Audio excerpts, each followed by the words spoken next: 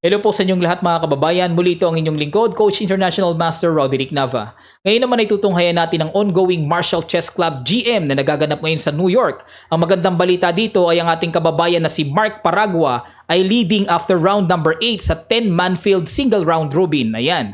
So 6.5 points at ang sumusunod lang sa kanya ay with 5.5 points lamang. So kung ito ay 10-man field, lumalabas ito ay 9 rounds lamang. So isang game na lang. So let us pray na may panalo niya or even draw lang. So napakaganda na hong bagay nito. At magandang balita ito sa Philippine Chess. Ayan, at ang kanyang kalaro dito sa round number 8 na i-analyze natin ay from Denmark International Master Kasa Corley. Okay, so tingnan natin kung ano nangyari sa game na ito. Corley played d4, Maki played knight f6, knight f3, G6, so King's Indian approaching. Bishop F4, so ito ay kilalang London at dito sa Pilipinas ay napakarami talagang tumitira niyan. Bishop G7, E3, so ito yung tinatawag na London versus King's Indian. Castle, Bishop E2, D6, so original setup talaga. Kasi dito kung magdi-D5, so ito ay matatranspose sa London versus Greenfield setup. Ayan, kasi naka D5. Pero since D6, King's Indian, ayan, original setup. Then dito nag C3. So ito talaga yung pinaka-trademark ng London, yung pinagtitiva yung D4 supported by E3 and C3. Kumbaga bato talaga yan. At ang pinili dito ni Maki ay C5. Yan. Actually maraming approach dito after C3. So meron ding nagna-knight C6 followed with knight D7 and then followed with E5. Yun ang idea. Kumbaga pupunuan ng block yung E5 para talagang magkaroon ng E5 follow with F5 later on. So maganda yung F5 at may E5 dyan na kung may imagine nyo. So the best din na pang counter sa London yan. Yan. Tapos meron din namang tumitira ng B6. Double fianchetto naman ng trip.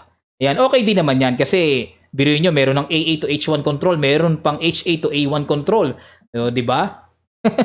Bida.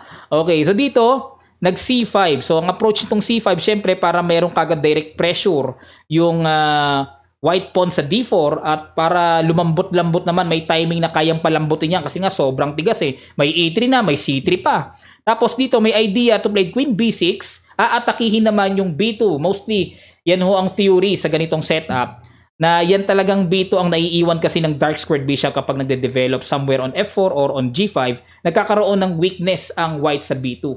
At yan din naman ang isa sa mga theoretical pattern ng black dyan against London. Nagku-queen B6. Ayan, then followed with knight C6. So dito ay nagcastling si Corley. Knight C6, H3. So anong idea ng H3? Para may tataguan na yung bishop just in case na atakihin ng knight sa going to H5, atakihin yung bishop sa F4, tatago sa H2. And then at the same time, meron na ring protection ng white sa G4 coming like bishop G4 or even knight G4 and then release na rin sa back rank kasi may pasingaw na yung king in the future. So yan po ang ibig sabihin ng H3. And then dito ay nag C takes D4 si Maki. So ito talaga ay mainline hanggang dito sa ano na to, mainline pa rin ito. C takes D4 and then ang pinili ni Corley ay E takes D4. Ayan. So dito pag E takes D4 nangangahulugan na kumbaga, yung bishop dito sa G7, may effect kasi yan hanggang dun sa B2 eh. So dito, bago pa makarating yung effect nito, ay bay, ang daming dadaanan. May D4 na, may C3 pa. So bato pa rin ang D4 pawn. So dito, bigyan ko lang kayo ng kaunting idea, papaano pag nag C takes D4? Kasi dito may mga ganitong baon-baon na linya ang black, may E5. Yan. So dito, tendency, according to the main line, nagbi-bishop H2. Kasi dito, kapag kinapture yung E5, D takes E5, B takes E5. So let's say Queen takes D8, Rook takes D8, Knight takes E5. So ginarab na yung sacrifice, mayroong Knight D5. So yung Knight D5, may idea, tinetreaten yung bishop sa F4 and then yung bishop na buksan na yung diagonal, mayroon ding, may pressure din sa B2. Tapos yung Knight sa E5 nakahanging, ang dami, dalawa naka-atake dyan. May Knight sa C6, may bishop din sa G7. So kumbaga, grabe, napaka-wide ng idea ng black dito. So, tendency, magda knight takes C6, yun nga lang, may good move, in-between move ang black na may na knight takes F4. Ayan.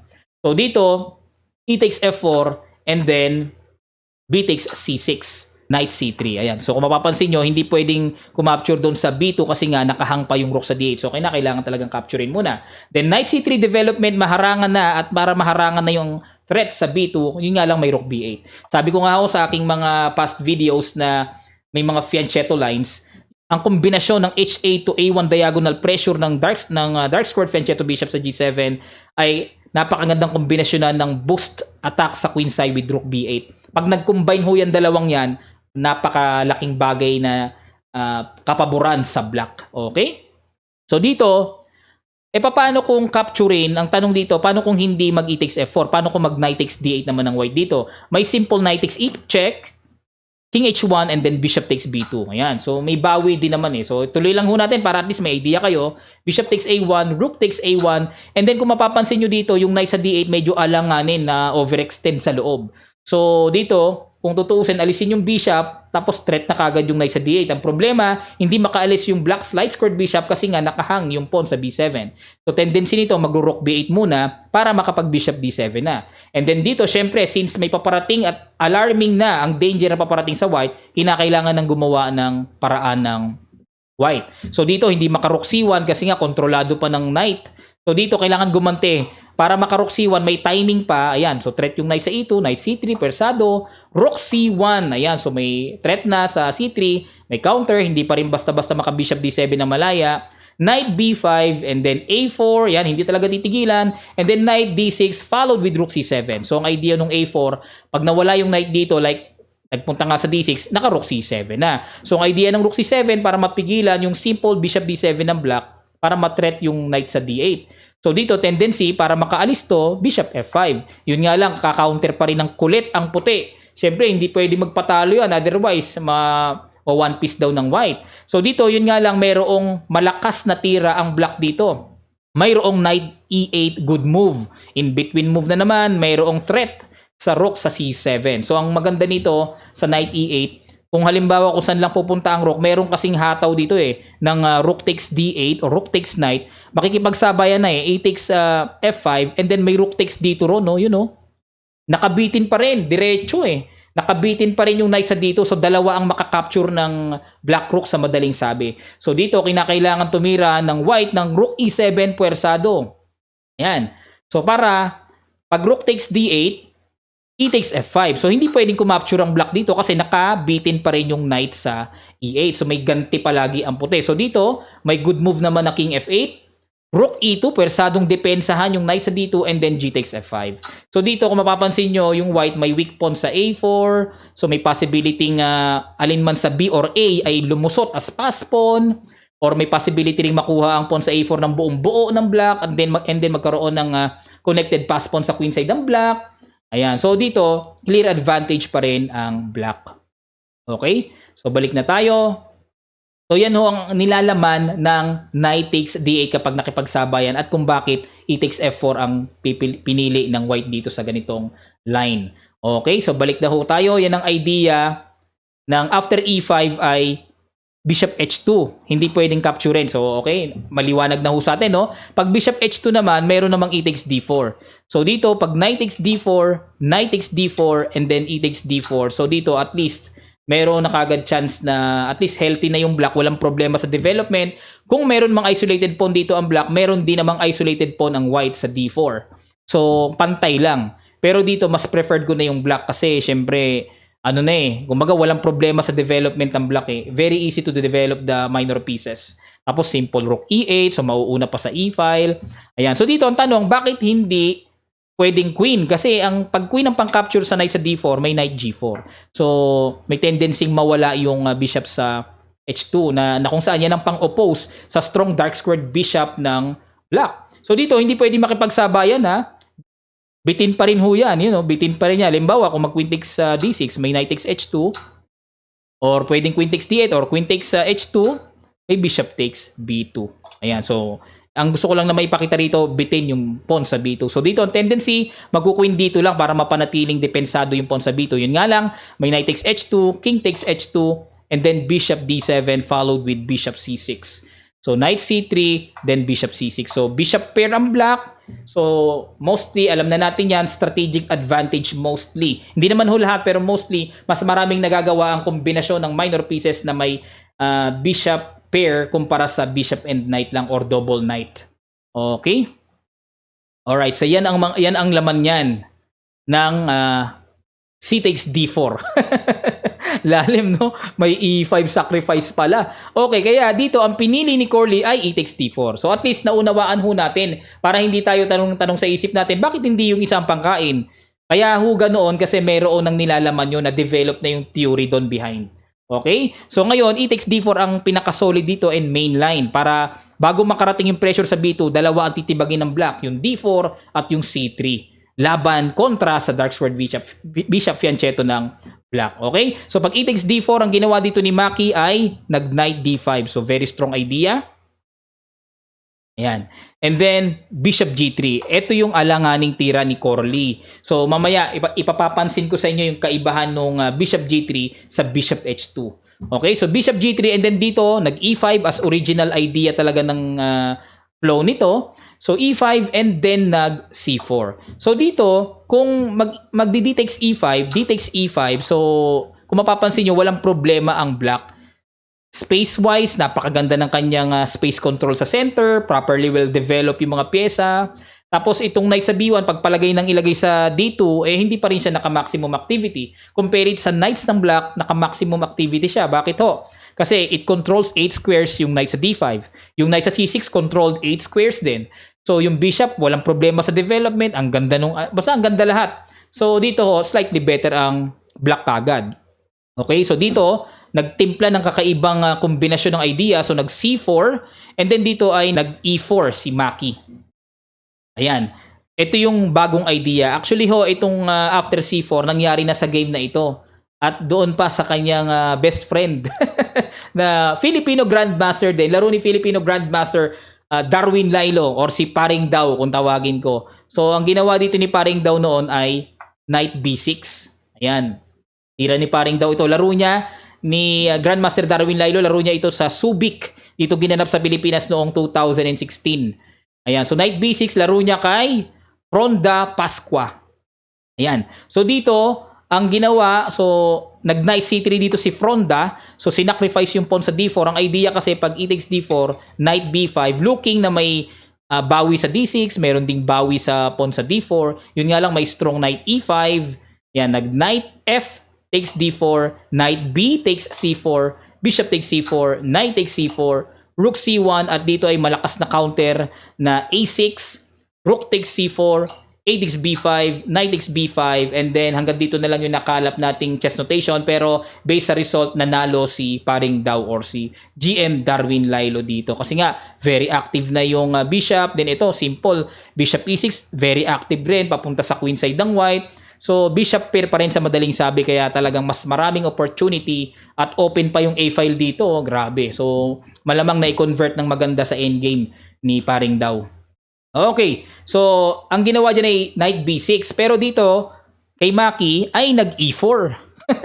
Kakaibang idea pero sound idea maganda pa rin. Kasi counter-attack eh. The best defense is to counter-attack. Nag-C4, atake sa D5, nag-E4, atake naman sa knight sa F3. So dito nung nag-E4, nag-knight FD2 si Corley. Ayan. So dito, ano ba ang mangyayari kung mag-C takes D5? So hahataw dito si Maki. Then D takes C6 and then may hataw din doon. Queen takes E2 and then B takes C6 followed with knight C3. Yan. So ipakain na lang yung pawn sa D4. Mas maganda yan. Mas unahin na yung development kasi pag nag-bishop takes D4, at least mayroong Rook FD1 or even Rook AD1. Yan. So, one pawn up ang black pero hindi pa rin nakakasigurado kasi may pressure pa rin sa pawn sa D6. So, ito medyo maganda-gandang laban sana. Mas maganda-ganda pa. Pero dito ang ginawa iba eh. Yan. Nag-knight FD2 medyo passive. So, pag knight FD2 and then ang ginawa ni Maki ay nag-knight DE7. Ayan. So, dito based sa aking reference na ginagamit, mas may future yung knight sa b6 mas aktibo kasi intact pa rin yung threat meron pa rin sa c4 square and then at least walang harang sa semi-open file anytime pwedeng mag-take effect yung rook sa e8 so walang harang sa e-file so compare it sa nandito yung knight sa e7 so blockaded pa kumbaga nakaharang pa kahit papaano so pero maganda rin naman yung knight d7 kasi may sound idea na knight f5 threat sa bishop sa G3 and then meron pa ring hataw sa D4. Ayan. So, tingnan ko lang ho ha. So, pakita ko lang sa inyo yung knight B6 kasi dito possibility Pag knight takes e4, may f5. Yan ang malakas. So, ang idea, kung magna knight takes d6, may f4. I-disconnect yung depensa ng bishop sa knight sa d6. So, tendency mag-react yung knight takes c8, then f takes g3, knight takes b6, queen takes b6. Yun nga lang dito, kung marirealize nyo, nakabitin yung white's pawn sa b2, tapos bitin din yung pawn sa d4. So, definitely, napaka-colorful ng possibilities at pwedeng magawa ng black dito. Tapos, meron pang pangulit na g3 po na pwedeng humataw sa g takes f2 check. Okay, so, ayan ho yan. So, dito, pag f5, aatras lang to tendency. Let's say, knight e d2, yan, and then may f4. So, bishop h2, knight takes d4. So, nakita nyo yung kaibahan ng diretso kanina na bishop h2 sa bishop sa g3. Laging natatimingan ng ganyan, no? May f4. Eh, kung ang bishop ay nasa h2 na, kanina, o edi wala ng tempo ng f4, hindi na mag-aaksaya ng isang tempo. Napakahalaga ho ng isang tempo. Alright, so dito, knight c3, and then knight takes e2, grab na yung bishop para may bishop pair na yung black, queen takes e2, and then d5. Yun, so in-neutralize na yung isolated pawn. So tendency, e takes d5, knight takes d5, and then knight takes d5, queen takes d5. So slightly better ang black kasi bad bishop yung bishop sa h2 for the meantime, and then bishop pair ang black. Napakaluwag ng pwedeng scope na magawang plano ng black dito. Kumbaga, yung bentahe ho ng magandang ideas ay nasa black. Okay? Compare it dito sa knight de7, sound idea pero medyo nakapagpapreno ng kaunti sa kanyang possible na advantage na pwede magawa. So, knight takes e4, knight takes d4, knight bc3. Ayan. So, dito may tanong na naman. Since nakita nyo nakahang yung pawn sa d6 ni Maki, bakit hindi kinain ni Corley? So, pakita natin. So, pag nag-knight takes d6 kasi mayroong tempo na knight ef5. So, obligado mag-react si knight takes f5, and then mayroong bishop takes f5. So, may idea to play knight c2 since may bishop na dyan. So, tendency nito, magbi-bishop d3. Bakit? Bakit hindi pwede yung very normal looking developing move na knight c3? Kasi mayroong knight takes e2 check. Na kapag nag-queen takes e2, may bishop d3, tagos hanggang sa f1, lalabas, exchange up ang black. So, kapag naman nag-knight takes e2, may hataw naman ng bishop takes b2, makukulong itong rook sa a1. So, tendency niyan, magku-queen takes d8, rook f takes d8, rook a d1, and then isang kembot lang ng bishop e6 or even, ayan, bishop d3. Para may hataw dito sa c4. Pero, ano naman, kahit bishop e6 na lang. Kasi pag bishop d3, may tendency pa nga na, makapag-rook dito pa eh. Ayan. So, dito, bishop e6 na lang. Threat na lang yung pawn sa c4. So, bishop pair pa rin. Tapos, weak ang mga pawns sa queen side ng white. So, wala, alanganin na yan. Okay, pinapakita ko sa inyo yung lawak ng mga posibilidad. Ayan. So, and then, bakit hindi naman capturing ng bishop sa d6? Pag naman nag-bishop d6, may f5. So, syempre, papaalisin, removing the guard. So, paalisin yung guard ng bishop sa d6. So, tendency, hataw yan dyan. And then, oops, may knight takes e2, queen takes e2, queen takes e7, nakapin. So, kailangan umalis tong knight, nakapin eh. Knight c3, may queen takes e2, knight takes e2, meron namang bishop takes b2, tapos ang rook sa a1, exchange up pa rin ang lalabas na advantage ng black. Okay? So, balik na tayo. Kaya dito, pag knight takes d4, nag-knight bc3 lang si Corley para development. Okay, so dito ay may ginawang good move si Maki. Neutralize na niya yung kanyang weak, isolated d6 pawn. Ito na yung pagkakataong hindi na pwedeng i-sacrifice yan. Kailangan gamitin na kagad yan para mawala na, ma-neutralize na. C takes d5, knight takes d5. And then dito ay nag-bishop c4. Okay, so active developing move din, maximum activity. At para makaiwas na rin sa possible knight takes e2 at makuha ng black yung bishop pair. And then dito ay nag-develop si Maki ng good move, bishop e6, development na may tempo pa to defend. And then may threat pa ng knight takes c3, nakahang yung bishop sa c4. So dito kinakailangang mag-react kagad immediately ni Corley. So nag-bishop takes d5 siya, bishop takes d5, and then dito ay kagulat-gulat ang ginawa ni Corley na nag-knight d6. So dinisconnect niya yung depensa ni Maki sa bishop sa d5 kasi may threat. Yun nga lang, inembotan lang. Nag-bishop c6 lang, napakasimple lang, nakaiwas na kagad. So bishop pair pa rin ng black. Sayang sana, may pagkakataon na nabawasan man lang yung strong square control ni Maki Then possibility niyan, rook e1. Yan. Slightly better ang black pero at least pantay ang combination ng minor pieces and then hindi masyadong hindi masyadong parang masagwa sa white. Okay? Kasi ano pa rin although dominante ng black yung center pero okay pa rin ang white doon.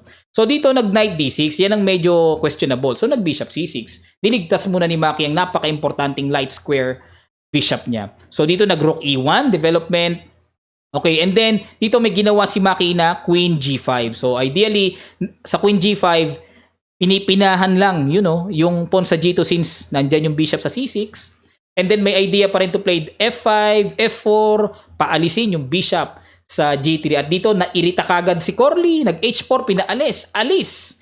Ayan, pinaalis kagad and then pumili ng perfect square si Maki at yun ay matatagpuan sa c5. Tama yung ginawa ni Maki. So queen c5, very solid. And then dito tinapatan, rook c1. Siyempre, yan ang pinaka-common response ng tao Pag nandyan ang queen at may pagkakataong tapatan, tinatapatan para may possibility alisin yung knight sa c3 magkaroon ng malakas na discovered attack. So dito, ang ginawa ni Maki ay nag-queen b4 simply to threat the pawn on b2. Ayan. So dito, okay. So based sa aking reference na ginamit, ang mas malakas sa tira ay rook a d8. Direct attack kagad sa knight sa d6. Yan, mas mabilis dito ang resulta na pagka-advantage ng black. Kasi dito pag rook a d8, so tendency i-capture rin to, di ba? May pressure sa knight sa d6. And then dito, realizing na wala pa namang sapat na pag-aalisan yung knight sa c3 para magkaroon ng sound attack. Like for example, mag knight ce4, so nagkaroon ng discovered attack, then queen d5. Ayan, so dito ang masaklap, yung knight sa e4 di makaalis kasi may tagos, may mate sa g2, may mating attack. Since una-ulo nasa likod ang obispo. Ayan, at din dito may threat din sa pawn sa a2.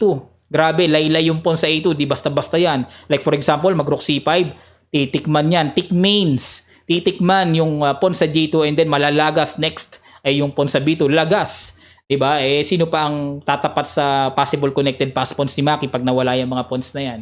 Okay? So may queen d5, very strong, and then meron ding f5 para mapuwersang paalisin yung knight sa e4. Ayan. And then, possibility, halimbawa, kung mag knight b5, wala, may queen d5 nga Ayun, may tempo lagi, may mating attack sa g2 So, bali wala. Okay? So, rook a d8, mas mabilis kagad ang epekto. Pero punta tayo dito sa ginawa ni Maki, queen. So, tiniret kagad yung pawn sa b2. At dito ay may ginawang malakas din na tira. Tricky idea si Corley. Nag queen d3, pinapakapture lang ang pawn sa b2. At dito ay inignore lang ni Maki at nag rook a d8 siya. Tiniret lang yung knight sa d6. Tanong, ano kaya dito sa palagay nyo ang mangyayari kung kainin ni Maki yung pawn sa b2? Matatrap ba ang queen? Papaano? Okay, so queen takes b2. You can pause the video. So, puzzle ulit tayo. Pang-train ng ating analysis. Ano kaya yung gagawing best move ni Corley dito kung sakasakaling ganyan ang ginawa ni Maki? Okay, you can pause the video. After a count of 5 ay tutuloy ko na ho ulit. Start. Okay, so congratulations sa mga nakakita. Ayan, so dito ang tira ay simple knight c4. Babalikan lang ng knight sa c4 and then threat yung queen sa b2 and then may only one square na lang, yung b4 na natitira. Yun nga lang ay may sundot ng bishop d6. Aroy. Threat yung queen sa b4, threat din yung rook sa f8. Pero ang pinakakontrya dyan, syempre, ay ang queen sa b4. Malungkot, iyakan time. Okay? So, hindi pwede yung queen takes b2. Kaya, nag-rook a d8 si Maki. Genius. So, kala nyo, malilin lang yung si Maki, Ayan, genius yan. So, rook a d8 muna. Threat muna sa knight sa d6. So, dito, nag-queen c4. Yan. So, nag-in-between move. Imbis na iiwas yung knight, nag-queen c4. And then dito, nag-queen takes b2 na si Maki. Siyempre, tiningnan niyang mabuti yan. Diba? Napatunayan niya na wala. Ano na lang yan, bluff na lang yan, hindi na sacrifice yan. And then dito ay nag-king h2 si Corley sa hindi maipaliwanag na idea. Bakit kaya nag-king h2? So wala tayong magagawa dyan. Marahil under pressure na rin sa posisyon. Ayan, so dito, king h2 ang ginawa. Ano sa palagay nyo yung last move na ginawa ni Maki na talagang napuwersa si Corley na maparesign? Talagang napakalakas ng tira na yon. Ayan. So, ibibigay ko sa inyo yung last move. Sasagutin din natin ngayon after ng ating mga shoutouts. Mga nagpapabate. Again, so habang ako ay nagsha-shoutout, pagkakataon nyo hong titigan yung position, kahit wag nyo nang i-post. Then right after, sasagutin natin, babalikan natin. Okay ho? Again, ako ay naglalambing sa inyo. Kung kayo may natutunan sa video na ito, paki-like naman ho. At sa mga hindi pa nakakapag-subscribe ay please click subscribe and then click nyo yung notification bell na all para lahat ng aking mga bagong videos ay ma-notify kayo. Maraming salamat po. At ngayon ay babati na tayo. Binabati natin sila Carl Ryan Pasqua, Resbert Aprong, Kobe Diego, Angelo Bailin, John Lloyd Tampos ng Las Piñas City, Deron Ato Sison ng Tagaytay Santa Rosa Road, Silang Cavite, Alex Pogi ng The Baker's Kitchen Santa Cruz, Laguna, Jewan Azarcon, Johaira Makaindap, Thomas Gaming, Langka Gaming, Zeke Ragay, Marvin Andres ng Japan, Maris Relente Castro ng Bulacan, Noel S. Sevilla, Berdem Benitez Jr., Jaivan Vistal, Carlito Gutierrez, Kevin Jo Pelayo, Jake Iramer ng Olongapo City, Sigmund Ordonia, Jen Satyada, Rolando Paz ng New Zealand, Ethan Tamayo, Ruel Dutado, Janjan ng Baguio City at kay Nelson Bonalos. Ayan ng Hagio Ifugao. Maraming salamat ho sa inyong palagi ang pagsuporta at pagsubaybay sa channel na ito. Muli, ngayon, ito ay babalikan na natin. So maraming salamat ho sa nag-analyze. So kung nakita nyo yung sagot, nako, grabe, ang galing nyo. So dito, ang ginawa ni Maki na last move at naparisign ay Rook takes Knight. Excellent move. Removing the guard. Kasi pag umalis yung bishop, wala nang guard yung pawn sa F2. Okay? So dito, bishop takes Rook and then may queen takes F2. Ayan, kaya pag Rook takes, nakita na ni Corley, may queen takes F2, nag-resign na. Bakit? Meron kasing threatening mate sa G2. So pagpalagay ho natin, depensahan. Okay, depensahan. Halimbawa, ang pang-depensa ay pagpalagay natin knight D5 para i-block yung yung threat doon. Yun nga lang, may knight F3 check eh. King H1, meron pa rin may knight takes E1 pa rin eh. May mate na sa G2. So overwhelming advantage na rin Okay? So wala na eh. Dito naman kapag nag-King H3, may bishop D7 check, and then G4, obligadong harangan, followed with H5. So nakabitin na rin yung pawn sa G4, so totally hopeless na rin. So tendency niyan, magro-rook E4, iwas na sa threat, and then depensa sa pawn sa G4, yung nga lang may H takes G4, rook takes G4, and then followed with bishop D4. Yan ang masaklap. Dinisconnect ang depensa ni queen sa C4 papunta sa kanyang tauhan na si rook G4. Ayan disconnect na. So, wala na rin. Fatal na rin. Okay. Ayan, so maraming salamat ho sa inyong matigang panonood. Muli itong inyong lingkod, Coach International Master Roderick Nava. God willing ay magkita-kita pa tayo sa mga susunod pang video.